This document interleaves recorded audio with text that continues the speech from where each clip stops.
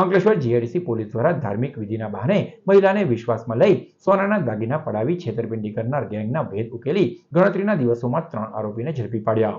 ગત તારીખ 22 જૂન 2026ના રોજ બપોરે અંકલેશ્વર જીઆઈડીસી વિસ્તારમાં ફૂલનો વ્યવસાય કરતી એક મહિલાને અજાણ્યો પુરુષ અને મહિલા મળ્યા હતા।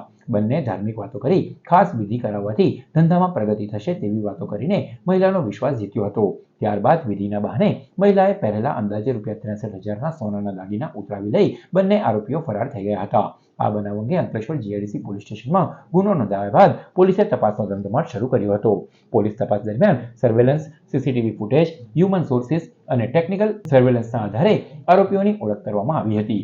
મળેલી બાતમીના આધારે પોલીસે બાલાશિનોર ખાતે દરોડા પાડી આરોપી વસીમ ગુલામ શાહ શેખ, સલમા ઇકબાલ શેખ તથા દાગીના ખરીદનાર સોની દક્ષેશ કુમાર મહેન્દ્રભાઈ શાહને ઝડપી પાડ્યા હતા। ઝડપાયેલા આરોપીઓ પાસેથી આશરે 5 ગ્રામનો સોનાનો દાણો, 2.9 ગ્રામની સોનાની રાણી, 2.9 ગ્રામની સોનાની રણી, એક મોબાઈલ ફોન અને એક મોટરસાયકલ મળી કુલ ₹1,12,000નો મુદ્દામાલ કબજે કરવામાં આવ્યો છે। ઝડપાયેલા આરોપીઓ પૈકી વસીમ શેખ વિરુદ્ધ અગાઉ 3 અને સલમા શેખ વિરુદ્ધ અલગ અલગ પોલીસ મથકોમાં કુલ 9 ગુના નોંધાઈ ચૂક્યા છે।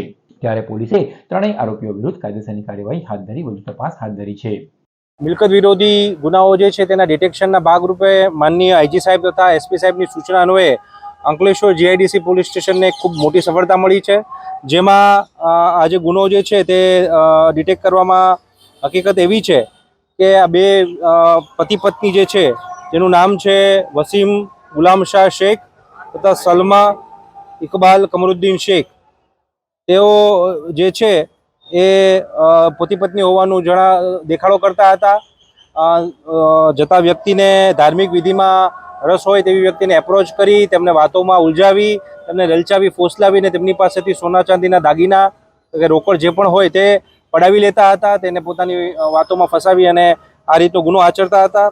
જેમાં ગુનો દાખલ કરી જીઆઈડીસી પોલીસ સ્ટેશને અલગ અલગ ટેકનિકનો ઉપયોગ કરી અને ગુનાનું ડિટેક્શન કર્યું છે અને આ તમામ મુદ્દામાલ છે કબજે કરવામાં આવ્યો છે। જેમાં મુદ્દામાલ લેનાર દક્ષેશ કુમાર મહેન્દ્રભાઈ શાહ કે જે સોની છે તેનું પણ, જે બાલાસિનોરના છે, તેને પણ આમાં આરોપી તરીકે લઈ અને આગળની કાયદેસરની કાર્યવાહી કરવામાં આવી છે। કુલ 1,12,000 જેટલો મુદ્દામાલ જે છે એ રિકવર કરવામાં આવ્યો છે।